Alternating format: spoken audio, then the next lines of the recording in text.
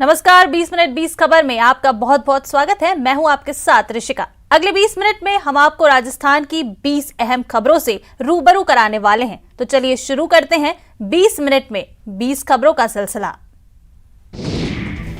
सड़क पर क्षतिग्रस्त कार और स्कूटी और पड़ताल में जुटी पुलिस। तस्वीरें राजधानी जयपुर की हैं, जहां रविवार को एक दर्दनाक सड़क हादसा हो गया। यहाँ स्कूटी पर सवार दो सगी बहनों की कार से कुचलकर मौत हो गई। वहीं एक बाइक चालक गंभीर रूप से घायल हो गया। आदर्श नगर इलाके में रहने वाली दो बहनों दीप्ति और तृप्ति जैन अल सुबह राजा पार्क स्थित प्रणामी मंदिर से दर्शन कर स्कूटी से घर लौट रही थी। तभी तेज रफ्तार कार ने स्कूटी को टक्कर मार दी। इससे स्कूटी सवार दो बहनों की मौत हो गई। वहीं कार में सवार एक युवक को लोगों ने पकड़ लिया, जबकि दो भाग निकले। प्रारंभिक पूछताछ में सामने आया कि युवक रात भर किसी क्लब में मौजूद थे। पुलिस ने कार जब्त कर मुकदमा दर्ज कर लिया है।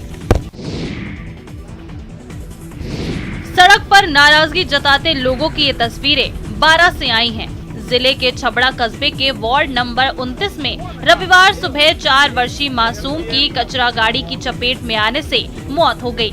मिली जानकारी के मुताबिक छबड़ा कस्बे के वार्ड नंबर 29 के कसाई मोहल्ले में रहने वाले शाहरुख की 4 वर्षीय बेटी अलीजा घर के बाहर खेल रही थी। तभी मोहल्ले में आई नगर पालिका की कचरा गाड़ी की चपेट में आ गई। टक्कर लगने से 4 वर्षीय बालिका गंभीर रूप से घायल हो गई। वहीं परिजन उसे आनन फानन में छबड़ा चिकित्सालय ले गए, जहां चिकित्सकों ने उसे मृत घोषित कर दिया। पुलिस ने मौके पर पहुंचकर कचरा वाहन को जब्त कर लिया है। मासूम की मौत पर परिजनों ने शव को लेने से इनकार कर दिया और अस्पताल में जमकर बवाल काटा। परिजन गाड़ी के ड्राइवर की गिरफ्तारी की मांग करने लगे। छबड़ा सीआई नेकीराम ने जब ड्राइवर की गिरफ्तारी का भरोसा दिया, तब जाकर परिजन शव लेने पर सहमत हुए। जयपुर में रेप और हत्या के मामले बढ़ते जा रहे हैं। आए दिन हत्या और रेप की घटनाएं सामने आ रही है।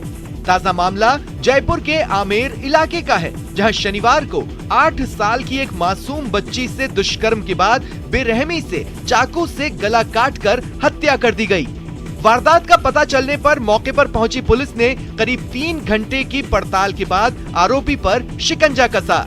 आरोपी बच्ची जिस घर में रहती थी, उसके मकान मालिक का बेटा है। आरोपी भी नाबालिग है, जो वारदात के बाद से घर से फरार था। पुलिस ने उसे दिल्ली रोड पर पकड़ा। पुलिस के मुताबिक आरोपी ने अपना गुनाह कबूल कर लिया है और उसने बच्ची के पिता से बदला लेने के लिए ऐसी वारदात को अंजाम देने की बात कही। आरोपी बच्ची को बहला फुसलाकर खंडहर में ले गया और उसके साथ रेप किया और भेद खुल जाने के डर से बच्ची की चाकू से गला रेतकर हत्या कर दी। आरोपी की पहचान की गई। आरोपी की दस्तयाबी के लिए विशेष टीम्स बनाई गई और टीम ने पूरी मेहनत करके 7 घंटे में उस आरोपी को दस्तयाब कर लिया है और इसका गंभीरता को देखते हुए इसका अनुसंधान एडिशनल एसपी स्तर पर दिया गया है। इसका अनुसंधान चल रहा है। भरतपुर में 16 वर्षीय नाबालिग के साथ गैंगरेप का मामला सामने आया है। पुलिस ने गैंगरेप के दोनों आरोपियों को गिरफ्तार कर लिया है और पीड़िता का मेडिकल मुआयना कराने के बाद बयान दर्ज कर लिए हैं।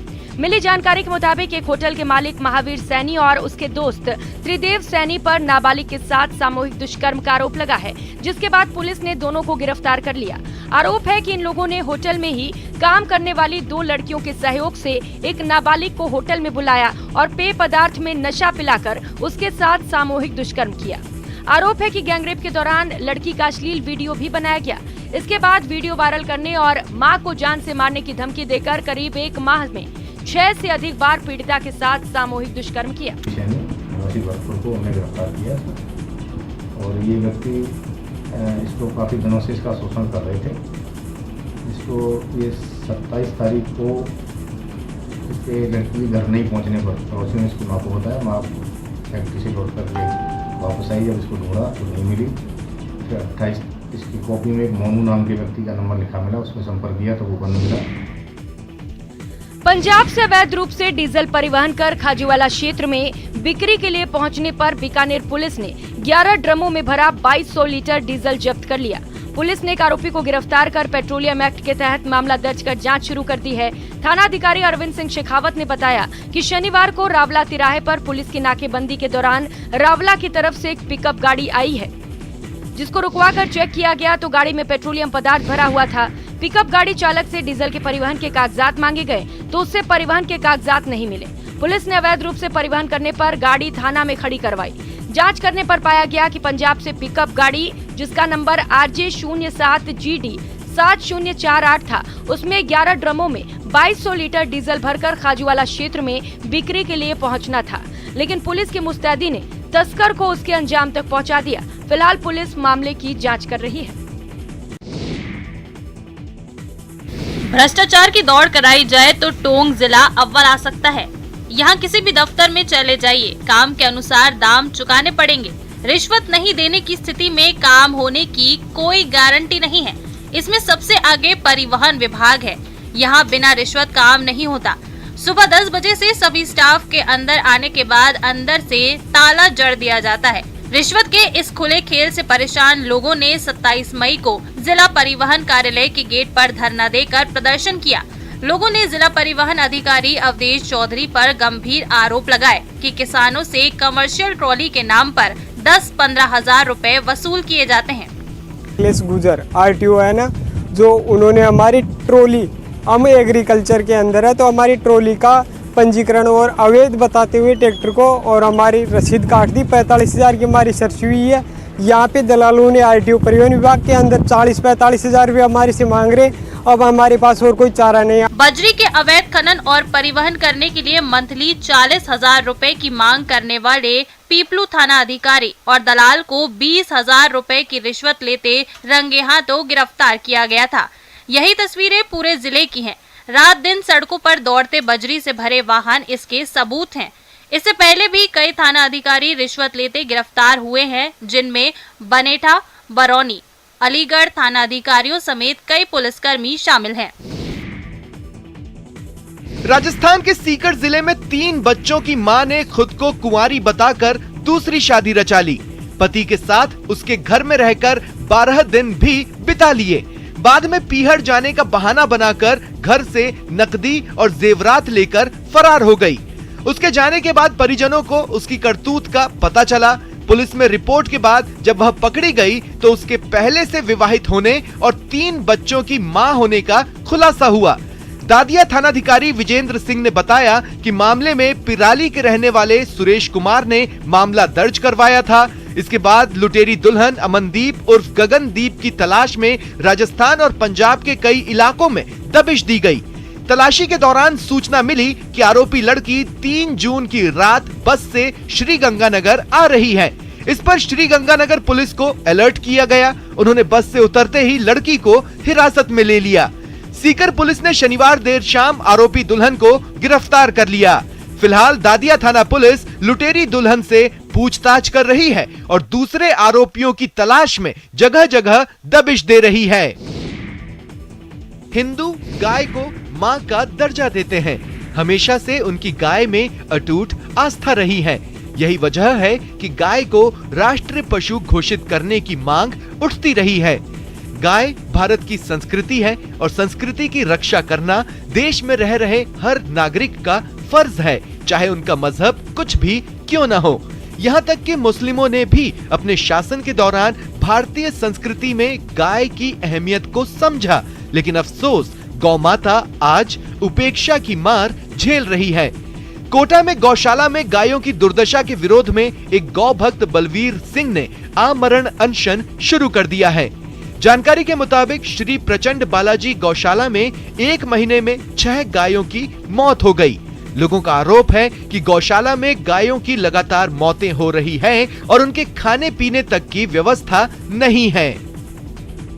बिल्कुल कंकाल हो रही हैं और अभी विगत कुछ दिनों में जब लगातार 1 महीने में 6 गायों की मृत्यु हुई कुपोषण के कारण। कि भूसा तो वैसा पर्याप्त है यहाँ और इसके लिए देखो मैं क्यों झूठ बोलूं, सत्य बात है, भूसे की कोई कमी नहीं है। ये शराब है जो सब करवाती है, वो सब जो होशो हवास में आदमी करने की सोच भी नहीं सकता। शराब पीकर सड़क पर हंगामे का ये वीडियो इन दिनों सोशल मीडिया पर वायरल है, जिसमें दो शख्स गाड़ी से आते हैं, बीच सड़क पर गाड़ी रोककर कभी स्टंट करते हैं, कभी बाहुबली बनने की कोशिश करते दिख रहे हैं। एक शख्स पानी के जार के साथ डांस कर रहा है, दूसरा बड़ा सा पत्थर उठाकर हंगामा कर रहा है। शराब से होशो हवास खो चुके ये दोनों शख्स काफी वक्त तक सड़क पर यूं ही बवाल काटते दिखे। हालांकि ये रात का वक्त है और सड़क खाली है। आधे कपड़े में इन दोनों को इस बात का होश नहीं कि वे क्या कर रहे हैं। दरअसल ये वीडियो कोटा के झालावाड़ हाईवे का बताया जा रहा है और शराब पीकर नौटंकी कर रहे दोनों शख्स JVVNL के ठेका कर्मचारी बताए जा रहे हैं, जो ऑन ड्यूटी शराब पीकर सड़क पर हंगामा मचा रहे हैं। न्यूज़ 18 राजस्थान इस वायरल वीडियो की पुष्टि नहीं करता। मरोधरा में आसमान से आग बरस रही है।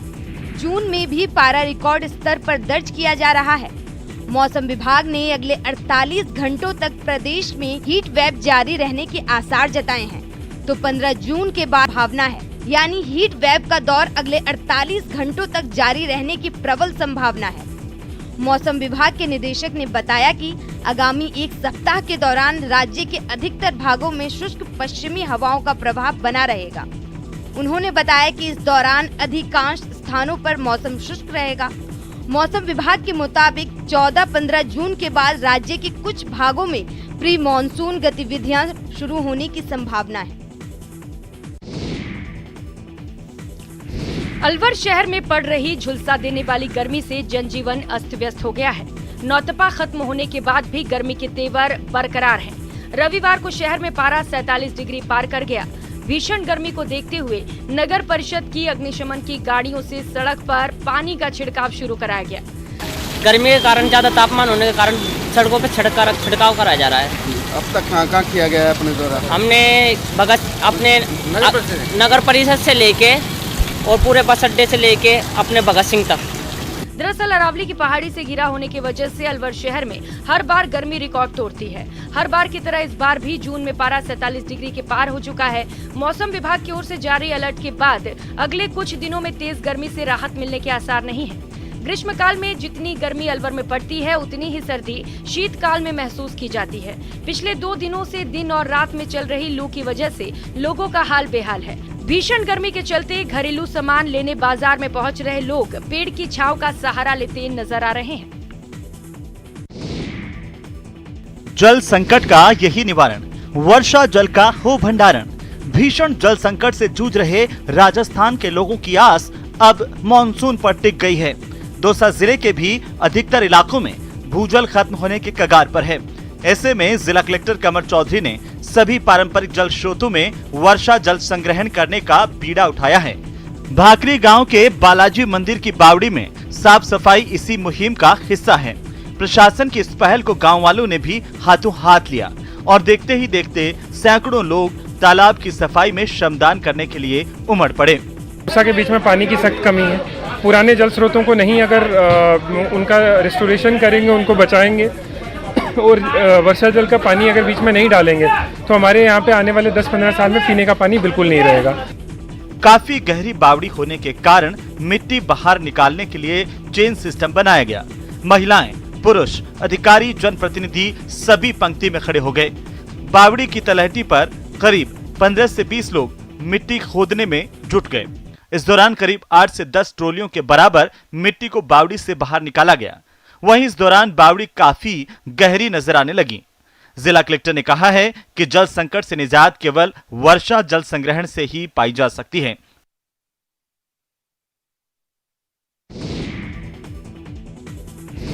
इंसान को अपनी संतान से प्यारा शायद ही कोई हो। बावजूद इसके कई माँ बाप जन्म लेते ही अपने जिगर के टुकड़े को मरने के लिए लावारिस छोड़ देते हैं। माना जा सकता है उनकी मजबूरी इतनी बड़ी होगी कि उन्हें अपनी ममता का गला घोटना पड़ा होगा, लेकिन कम से कम इन मासूमों से उनके जीने का हक तो मत छीनो। ऐसे में सवाल कि आखिर इन बच्चों को कहां मिलेगा आसरा? जवाब है बाड़मेर का आश्रय। वो पालना स्थल जहां माँ बाप की ममता से मरहूम मासूमों को प्यार दुलार के साथ मिलता है सुनहरा भविष्य। साल 2017 में शुरू किया गया ये पालना घर जिला अस्पताल परिसर में है, जिसने अब तक ऐसे 41 बच्चों को नई जिंदगी दी है जिन्हें उनके माँ बाप छोड़ गए थे। 41 बच्चे हमने रिसीव किए हैं पालना घर, जिसमें से 25 शिशु बच्चियां हैं, फीमेल चाइल्ड हैं, और एक बड़ी संख्या में हमने बच्चों को शिशु गृह में भेजा स्वस्थ होने के बाद में। कुछ बच्चे यहाँ से 7 डेज में गए, कुछ बच्चे यहाँ अप टू 3 मंथ भी हमने रखे ट्रीट किया है। राज्यसभा चुनाव में तीसरी सीट पर जीत के लिए भले ही पार्टी के बड़े नेताओं के माथे पर शिकन हो, मगर बाड़ेबंदी के बीच विधायक अपनी मौज में है। तस्वीरें उदयपुर की हैं। मंत्री ममता भूपेश, प्रशांत बैरवा, राजेंद्र पारिक सहित कई नेताओं ने गाने गाए। ममता भूपेश ने जिंदगी एक सफर है सुहाना, क्या हुआ तेरा वादा सहित कई गाने गाए।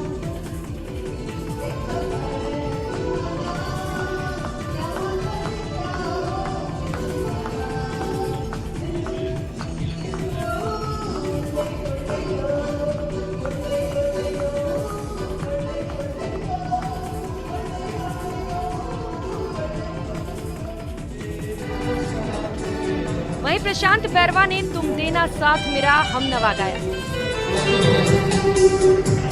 न कोई है न कोई था जिंदगी में तुम देना साथ मेरा। जहाँ चारों तरफ रेत का समंदर हो, वहाँ हरियाली की कल्पना करना भी मुश्किल है। लेकिन जैसलमेर में 600 साल पहले तत्कालीन शासक महारावल जैत सिंह भाटी ने थार के मरुस्थल में नखलिस्तान का एहसास करवाने के लिए विशेष परियोजना बनाई। यही कारण है कि आज भी बड़ा बाग गांव हरा भरा रहता है, जबकि इसके चारों तरफ पथरीले पहाड़ और रेत है। पर्यावरण को लेकर जैसलमेर के तत्कालीन राजा महाराजा कितने सजग थे, इसका अंदाजा बड़ा बाग को देखकर लगाया जा सकता है। सिंचाई की जो तकनीक आज विदेशों से आयात की जा रही है, वो तकनीक 600 साल पहले बड़ा बाग में अपनाई जाती थी। मैं आपको ये तस्वीरें दिखाता हूँ जहाँ पर जैसलमेर में बड़े बाग के अंदर चारों तरफ से जो है बारिश का पानी एकत्रित होकर इस जो गुफा है उसमें से आता है और इस पूरे बाग को हरा भरा कर रखा है। ये ऊपर की जो तस्वीरें हैं वो तस्वीरें साफ बयां करती है कि किस तरह से राजस्थान में नकलिस्तान भी देखने को मिल सकता है।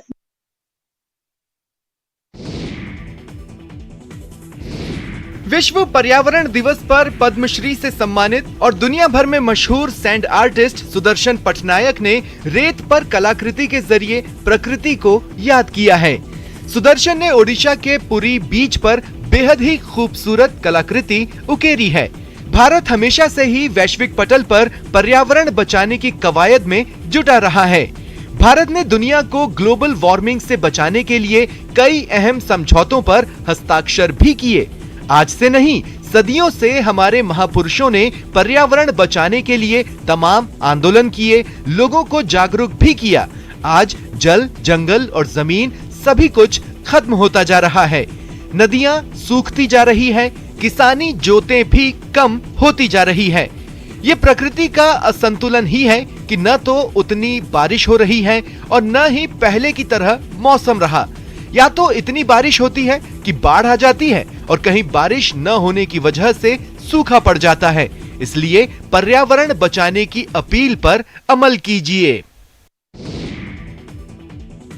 भारत चीन सीमा के अंतिम गांव माणा में इन दिनों रौनक है। कोरोना के 2 वर्ष बाद इस वर्ष माणा गांव में चहल पहल दिखाई दे रही है। यहाँ भारत की अंतिम चाय की दुकान है, इसलिए हर कोई चाहता है कि वह एक बार अवश्य माणा गांव जाए और यहाँ चाय की चुस्कियों का आनंद ले। लोग 2-4 दोस्तों के साथ मिलकर के बद्री केदारनाथ की यात्रा पर आए और यहाँ आने के बाद मन में हुआ कि माणा जाना चाहिए और मैं माणा आया। वास्तव में ये क्षेत्र जितना खूबसूरत है, लोग यहाँ के बहुत खूबसूरत हैं। माणा गांव में ही गणेश गुफा, व्यास गुफा, सरस्वती नदी का उद्गम होता है, इसलिए यहाँ यात्री आकर अपने आप को सौभाग्यशाली समझता है। यहाँ भीम पुल है, सरस्वती माता का मंदिर है और जो पांडु स्वर्ग लोग गए थे वही रास्ता यहीं से होकर जाता है। वो सब देखा था, वो सब सुना था, वही सुनकर माणा गाँव आए थे। माणा गांव में भोटिया जनजाति के लोग रहते हैं। यहाँ के लोग स्थानीय उत्पाद से बनाए वस्त्रों को यात्रियों को बेचते हैं, जिससे गांव के लोगों को अच्छी खासी आमदनी होती है।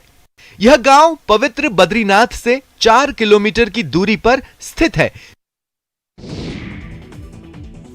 5 जून को पर्यावरण दिवस मनाया जाता है। तमाम कार्यक्रम आयोजित किए जाते हैं, लेकिन इन सबके बीच 42 साल पहले हथौड़ा छोड़कर कुदाल थामने वाले पर्यावरण प्रेमी प्रताप पोखरियाल पर्यावरण के क्षेत्र में एक मिसाल बने हुए हैं।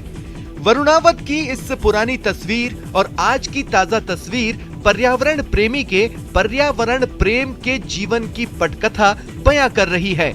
साल 2003 के भूस्खलन में तबाह हो चुका वरुणावत पर्वत आज मिश्रित वन से भरा पड़ा है, जहां 40 हेक्टेयर भूमि पर आपको सैकड़ों औषधीय पादप, हिमालयी वनस्पति और मैदानी क्षेत्रों के पौधों की 300 से अधिक प्रजातियां मिल जाएंगी। इसका श्रेय जाता है उत्तरकाशी के 65 वर्षीय वृक्ष मानव प्रताप पोखरियाल को, जो करीब 42 वर्षों से वनों को आबाद करने में लगे हैं। प्रताप पोखरियाल ने साल 1980 में उत्तरकाशी बस अड्डे पर मोटर मैकेनिक की दुकान खोली, लेकिन पर्यावरण से प्रेम होने के चलते उन्होंने यह दुकान जल्द ही बंद कर दी और वरुणावत पर्वत की तलहटी में जंगल बसाने निकल पड़े।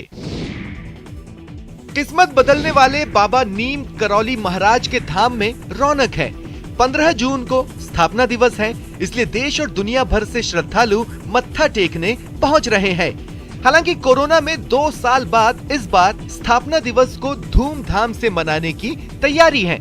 मेले को लेकर मंदिर प्रबंधन ने भरपूर तैयारी की थी। दरअसल कैंची धाम की लोकप्रियता तब से बढ़ने लगी जब फेसबुक के मालिक मार्क जुकरबर्ग ने प्रधानमंत्री मोदी से कहा कि इस मंदिर से उन्हें प्रेरणा मिली। इतना ही नहीं, इस मंदिर से एप्पल के संस्थापक स्टीव जॉब्स भी अपनी तकदीर बना चुके हैं। इसलिए स्थापना दिवस पर यहाँ हर साल देश भर के भक्तों का तांता तो लगता ही है। विदेशी भक्त भी काफी तादाद में यहाँ पहुँचते हैं। इस धाम की मान्यता इतनी ज्यादा है कि हर कोई बाबा नीम करौली के दर्शनों के लिए यहाँ पहुँचता है। आगे आगे भालू, पीछे पीछे डॉग। वफादारी में डॉग का कोई जवाब नहीं। तस्वीरें इस बात की तस्दीक करती हैं। कहते हैं डॉग इंसान का सबसे अच्छा दोस्त होता है और जब दोस्त खतरे में हो फिर डॉग कैसे पीछे रह सकता है। एमपी के शहडोल में इंसान की मदद के लिए डॉग आगे आया। यहाँ जयसिंह नगर वन परिक्षेत्र में एक भालू गांव में घुस गया। भालू देख लोग दहशत में आ गए और गांव में अफरा तफरी मच गई। लोग भालू से डरकर इधर उधर भागने लगे। कोई सुरक्षा के लिए घर की छत पर गया तो किसी ने पेड़ का सहारा लिया। भालू घंटों बस्ती में भागता रहा। भालू देखकर गांव के एक डॉग को जोश आया और डॉग ने भालू के पीछे दौड़ लगा दी। ग्रामीणों के हंगामे और डॉग की मुस्तैदी से भालू जंगल की ओर भाग गया। जिले के रिहायशी इलाकों में लगातार जंगली जानवर प्रवेश कर रहे हैं। हाथियों का दल तो कभी बाघ, तेंदुए से लोग दहशत में रहते हैं। भालू ने तो भगदड़ ही मचा दी। भालू के जंगल की ओर भागने के बाद ग्रामीणों ने राहत की सांस ली। इस काम में डॉग ने भी साथ दिया।